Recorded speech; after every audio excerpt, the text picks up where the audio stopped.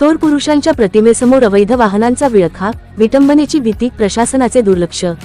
नांदुरा शहरातील वार्ड क्रमांक 1 मध्ये थोर पुरुषांच्या प्रतिमेसमोर अवैधरित्या चारचाकी व जड वाहनांचे पार्किंग आणि उभ्या गाड्यांचा सुळसुळाट सुरू असल्याने नागरिकांमध्ये तीव्र संताप व्यक्त होत आहे। थोर महापुरुषांच्या प्रतिमेच्या परिसरात वाहनांची गर्दी होत असल्यामुळे व तिथे जळगावकडे जाणारे प्रवासी गुटखा, पान, सिगारेट अशा प्रकारचे खाद्य खाऊन तिथे थुंकतात, त्यामुळे प्रतिमेची विटंबना होण्याची शक्यता निर्माण झाली असून नांदुरा पोलीस प्रशासन व ट्रॅफिक इन्चार्ज आणि संबंधित यंत्रणेच्या दुर्लक्षामुळे हा प्रकार दिवसेंदिवस वाढत असल्याचा आरोप नागरिकांनी केला आहे। याशिवाय आरटीओ विभागाच्या हलगर्जीपणामुळे फिटनेस आणि परवान्याची मुदत संपलेल्या एक्सपायर वाहनांनाही सर्रास रस्त्यावर धावण्यास मोकळीक मिळत असल्याचे चित्र समोर आले आहे।